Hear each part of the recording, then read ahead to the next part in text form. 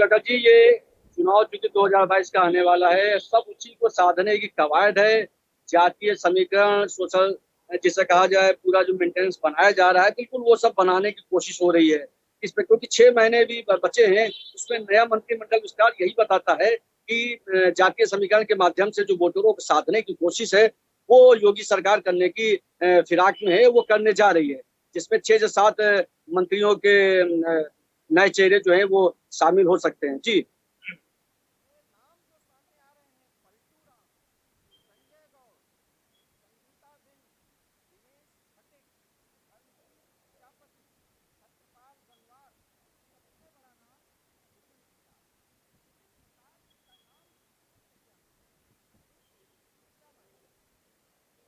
देखिए, जितिन प्रसाद को जब कांग्रेस से बीजेपी में शामिल किया गया था, तो वो यही कह के किया था कि ब्राह्मणों का एक चेहरा है और ब्राह्मणों की नाराजगी दूर करने, क्योंकि ये काफी सूत्र से खबर चल रही थी, जो बीजेपी का अंदरूनी सर्वे, उसमें पता लगा था कि ब्राह्मण काफी सरकार से थोड़ा नाराज चल रहे हैं। तो वो नाराजगी दूर करने के लिए जितिन प्रसाद को कांग्रेस से इसमें आए थे शामिल किया गया था। अब हालांकि जितिन प्रसाद का नाम जो अभी एमएलसी का जो चुनाव होने वाला उसमें तो है ही, साथ में जो नए मंत्री की लिस्ट है, जितिन प्रसाद का नाम सबसे आगे है। और यही एक मंत्री का नाम है जो कैबिनेट स्तर का कैबिनेट मंत्रालय इनको दिया जा सकता है। बाकी तो सब राज्य मंत्रालय में जिसे कहते हैं एडजस्ट हो जाएंगे, लेकिन ये कैबिनेट मंत्रालय से नवाजे जाएंगे, इस बात की पूरी पूरी पुष्टि है। तो जितिन प्रसाद से के माध्यम से जो ब्राह्मण चेहरा है उसको सामने रखा जा रहा है और ब्राह्मणों को साधने की कोशिश हो रही है जी।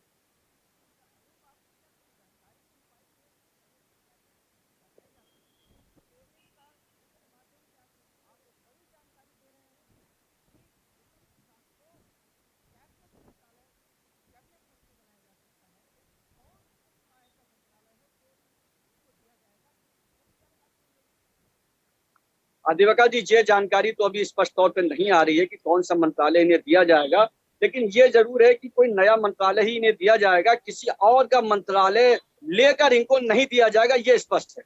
इनको एक नया मंत्रालय मिलेगा जी।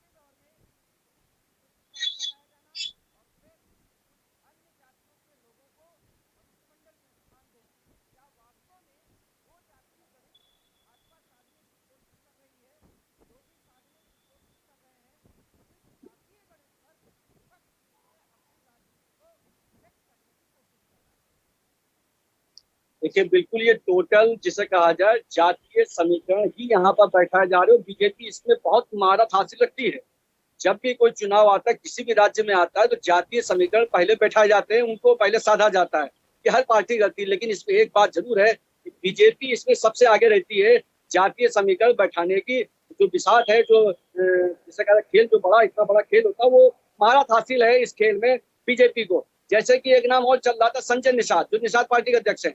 तो संजय निषाद का नाम भी अभी अभी अभी उनका नाम हटा नहीं है। तो निषाद पार्टी के जो, लेकिन अब एक बात से खबर और आ रही है कि शायद ये एमएलसी पद से ही इनको संतुष्टि दी जाएगी, और साथ में जो 10 सीटें जो यूपी में है, वो अमित शाह के साथ इनकी डील हो चुकी है, सारा समन्वय हो चुका, तो इसलिए शायद इनको मंत्री पद में ना लिया जाए। लेकिन नाम इनका भी चल रहा है, मछुआरों की राजनीति जो है वो भी चल रही है। कहने मतलब यही है कि टोटल जातीय समीकरण यहाँ बैठाए जा रहे हैं, इसके अलावा कुछ भी नहीं है। पूरी जातीय समीकरण यहाँ ठीक की जा रही है। साथ में जैसे पलटू राम है, कृष्णा पासवान है, आप इनके नाम से ही समझ सकते हैं।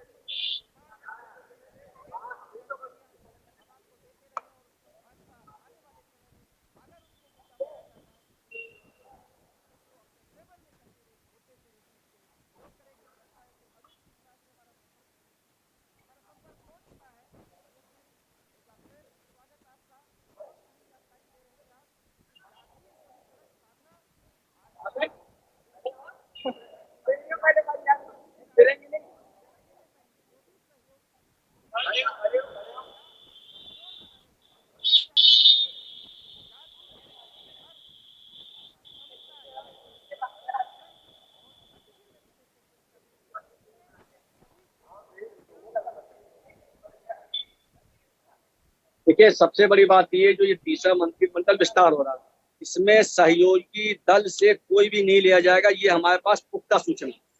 उस सहयोगी दल का कोई भी विधायक इस मंत्रिमंडल विस्तार में नहीं आएगा।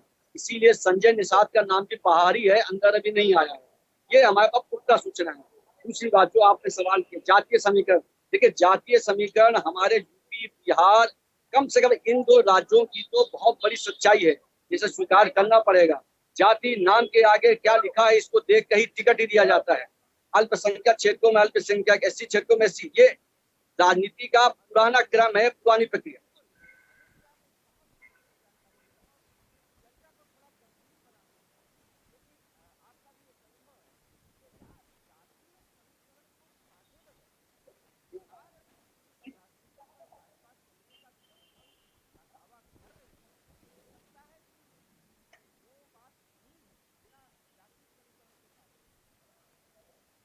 दिवाकर जी, बात वही आती है, जब आप राजनीति में रहेंगे तभी तो विकास करेंगे आप।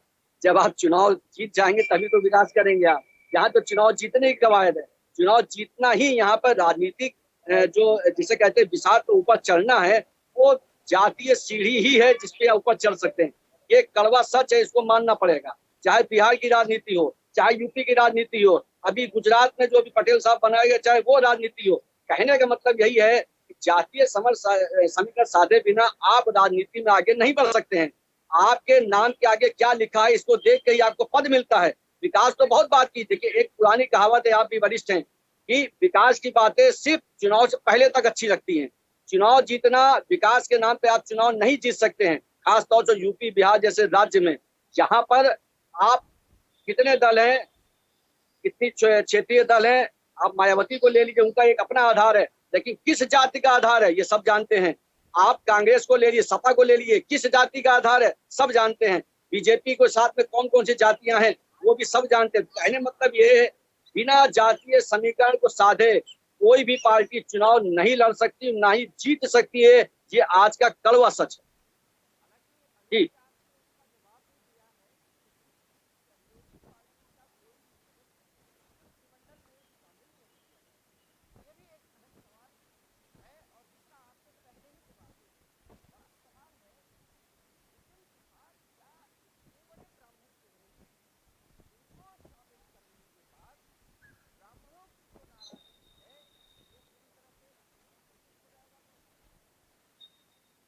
देखिए, ये जिस दिन से जितिन प्रसाद को कांग्रेस से बीजेपी में शामिल किया गया, उसी दिन से ये सवाल चल रहा है कि जितिन प्रसाद को कितने लोग जानते हैं।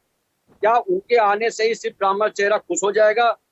क्या उनके सामने रहने से ही, क्योंकि बीजेपी का जो वोटर है वो जितिन प्रसाद को कितना जानता है। कांग्रेस की बात तो हम समझ सकते हैं, लेकिन बीजेपी में तो ब्राह्मण चेहरे और भी हैं। तो खाली, जी जी, वही वही बात है कि जितिन प्रसाद से ब्राह्मण चेहरा खुश हो जाएगा। मेरी कई लोगों से बात होती है, कई नेताओं से बात होती है, तो उनका सिर्फ हंस के जवाब दे देते हैं, ये बीजेपी है, आप जिस जो ला रहे जिसको आगे कर दिया वही चेहरा हो गया। लेकिन हकीकत यही है, उनके जवाब से पता लग जाता है हमेशा कि जितिन प्रसाद ब्राह्मण चेहरा नहीं हो सकते हैं बीजेपी में। बीजेपी में इनसे बड़े बड़े ब्राह्मण चेहरे पड़े हैं, मैं नाम नहीं लेना चाहूंगा, बहुत से चेहरे पड़े हैं जो जितिन प्रसाद से खासी खासी चर्चे में है, और खासी जिसे कहा जाए प्रसिद्ध है, सब जानते हैं, वोटर उनके साथ में है जी।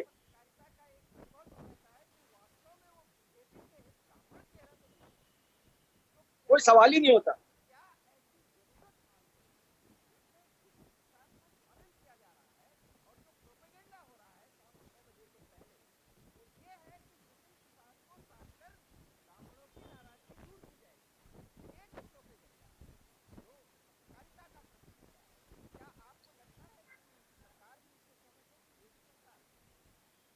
देखिए, बहुत,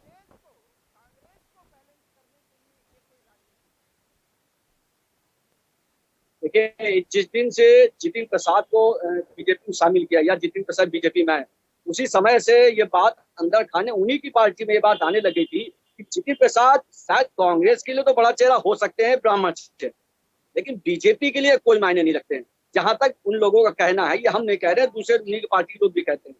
तो जितेंद्र प्रसाद यहाँ आ गए हैं। जितेंद्र प्रसाद से बड़ा चेहरा अगर आप देखा जाए तो कांग्रेस में प्रमोद तिवारी भी हैं, जो जितिन प्रसाद से ज्यादा अहमियत रखते हैं, खासे उनको लोग उनका वोटर अपना है। तो कहने मतलब ये है कि कांग्रेस में जितिन प्रसाद को यहाँ से लाया गया है, शायद बीजेपी उतने में ही खुश हो गई कि हमने एक ब्राह्मण एरिया बीजेपी में ले लिया है। शायद बीजेपी इतने में ही खुश हो गई थी। जी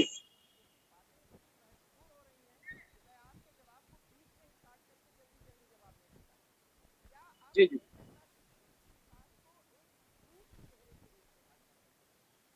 आप वॉइस कट के आ रही है सर।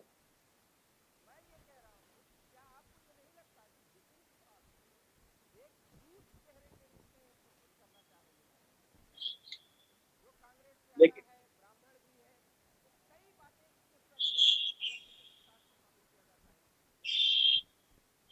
बिल्कुल बिल्कुल, आपका कहना बिल्कुल सही है दिवाकर जी, कि युवा चेहरा के रूप में इनको आगे किया जा सकता है।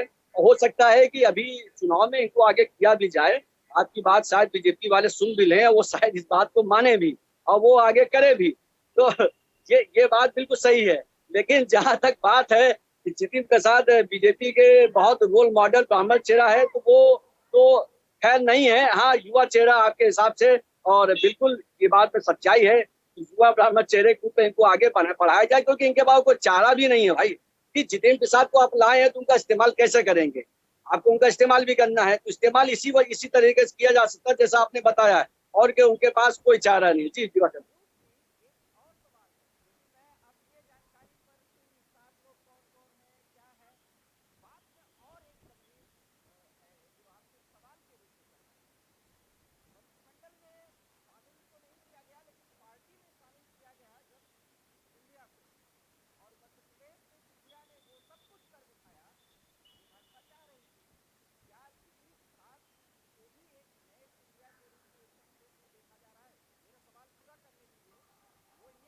अपना अपना सवाल कृपया दोबारा दोहराएं, क्योंकि वॉइस बहुत कट कट के आ रहा है।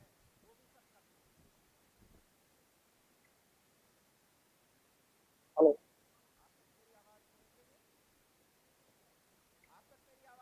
हेलो।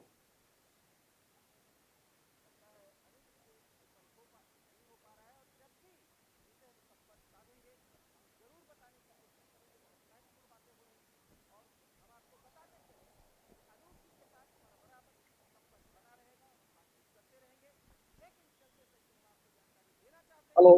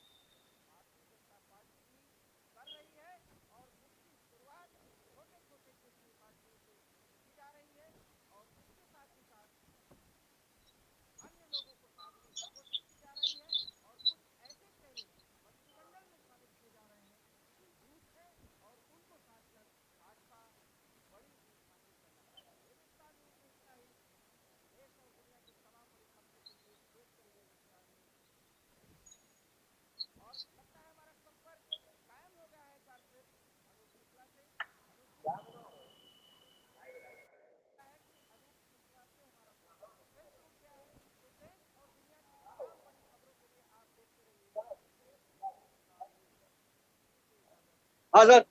जी जी, वॉइस वॉइस कट के आ रही है।